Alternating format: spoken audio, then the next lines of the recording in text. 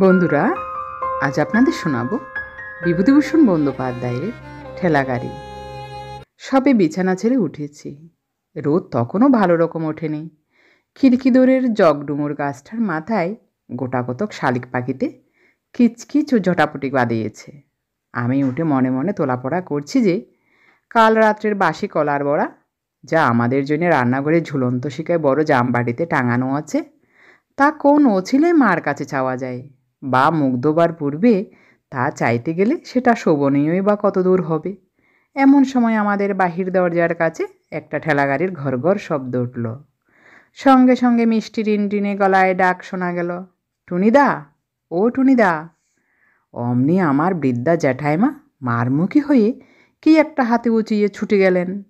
সকালবেলা জুটলে এসে এখনো কাকপক্ষীর ঘুম ভাঙেনি, অমনি এলে ছেলেটাকে টুইয়ে বার করে নিয়ে যেতে।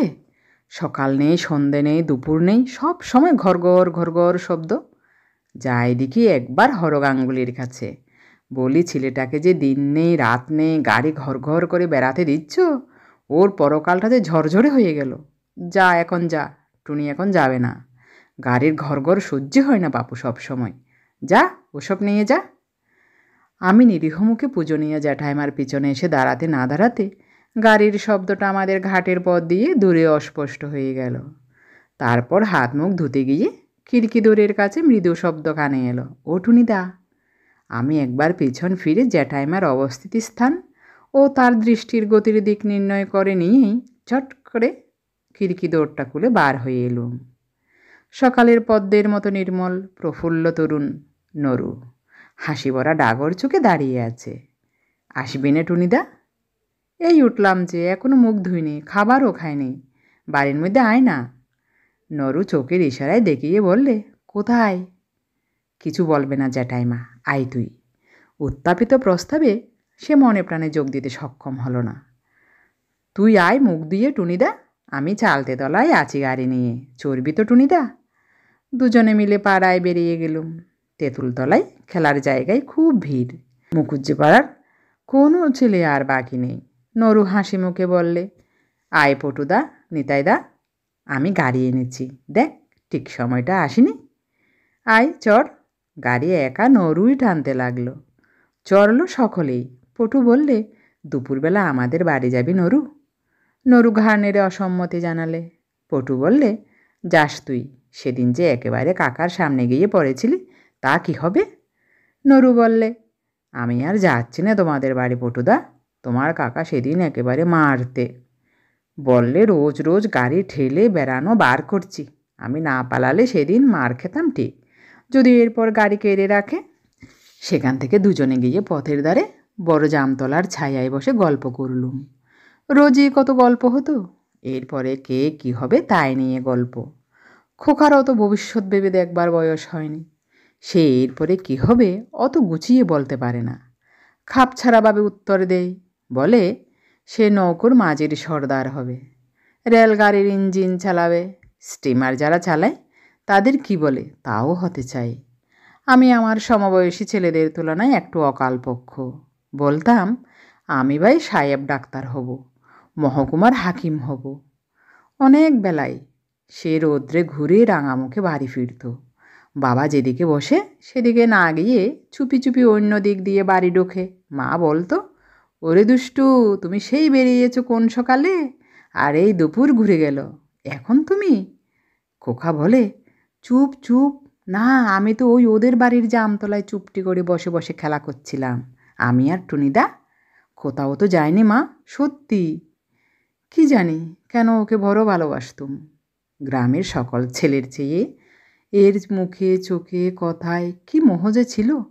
সারা দিনটির মধ্যে একবার অন্তত ওর সঙ্গে না দেখা করে পারতুম না।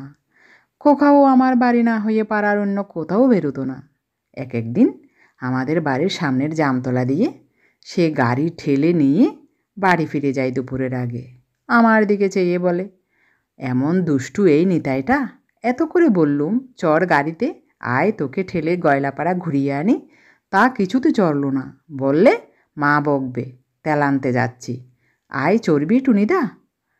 তোর বুঝি আজ আর কেউ চড়ার লোক হয়নি খোকা?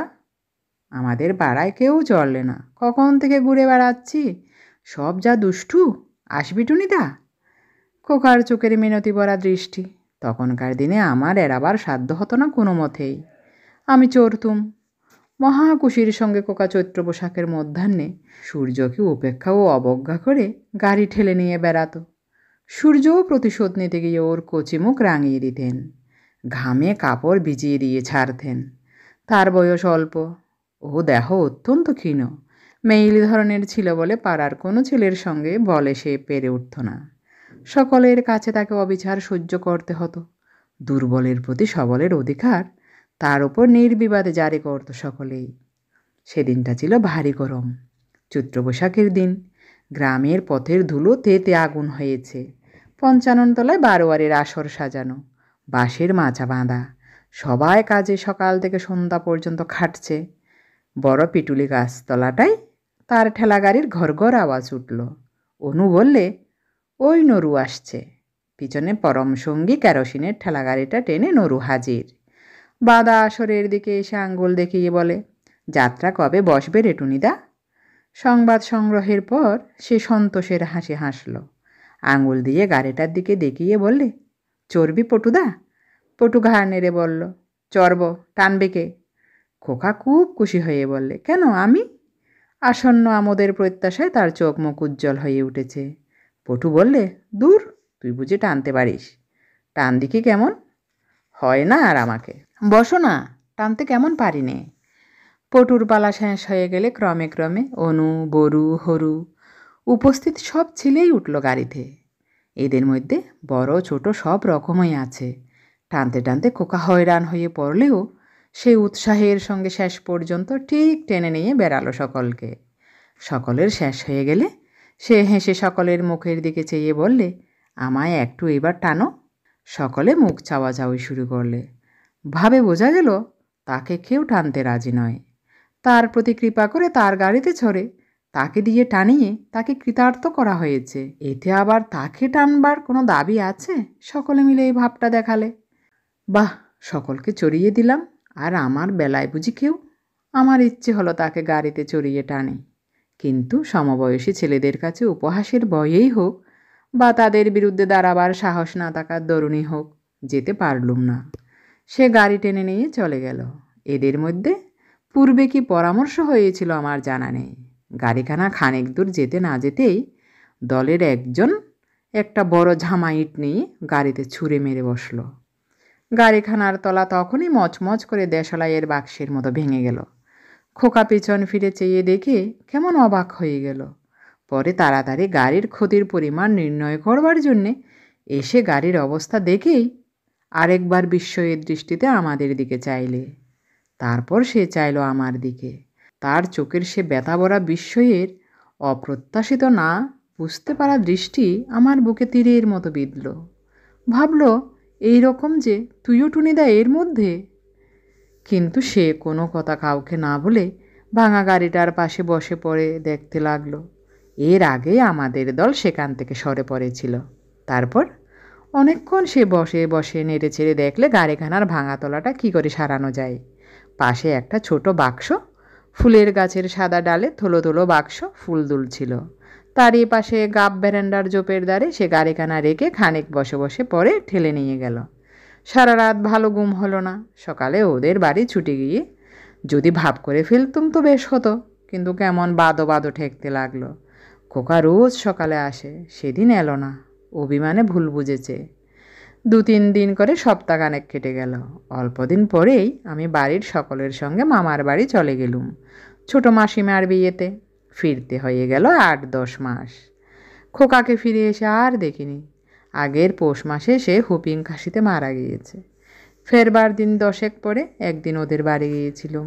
খোকার মা উঠানে কুল রৌদ্রে দিয়েছিল, তখন তুলছে। আমায় দেখে বললে, টুনি, তোরা দেশে এলি? আমি কোনো কথা বলার আগে তার মা হাও মাও করে কেঁদে উঠল। তবুও এসেছিস তুই টুনি? আর কি কেউ আসবে এ বাড়ি বেড়াতে? খোকা যে আমায় ফাঁকি দিয়ে চলে গিয়েছে রে। বস বস, বাতাবি নেবু পাকা ঘরে আছে, কেটে দেব। খাবি নুন দিয়ে? ওই পেকে পেকে থাকে, কেউ খায় না। খোকা কত খেত, খা না বসে বসে। শরতের অপরাহ্ন, নির্মেঘ নীল আকাশের তলায় অবসন্ন বৈকালের রৌদ্রে ডানা মেলে কি পাখি উড়ে চলেছে। কার্নিশ ভাঙা ছাদের ফাটলে কোথায় ঘুঘুর ডাক। উঠানের ছায়া স্নিগ্ধ বাতাস শুকনো ফুলের গন্ধে ভরপুর। খোকার সেই ঠেলা গাড়িখানা দেখলুম, কাঠের মাচার নিচে তোলা আছে দড়িটা পর্যন্ত। অনেকদিন গাড়িটাতে কেউ হাতও দেয়নি। বহুকালের কথা হলেও আমি কিন্তু চোখ বুজে ভাবলেই দেখতে পাই কতকাল আগেকার 8 বৎসরের সেই ছোট্ট খোকাটি ঠেলা গাড়িটা টেনে নিয়ে বেড়াচ্ছে। নির্জন দুপুর, ঘুঘুর ডাকের মধ্যে বাড়ি থেকে বেরিয়ে পালেদের জামরুল বাগানের ছায়ায়, আমাদের বড় মাদার গাছটার তলাকার পথ দিয়ে রাঙামুখে আশা ও আনন্দভরা উজ্জ্বল চোখে সে তার কেরোসিন কাঠের গাড়িখানা টেনে টেনে আসছে। নারিকেল তলা বেয়ে পটুদের বড় দোফলা আম গাছটার তলা বেয়ে যেতে যেতে ক্রমে তার মূর্তি মাইতি পুকুরের মোড়ের পথে সুপারি গাছের সারির আড়ালে অদৃশ্য হয়ে যায়।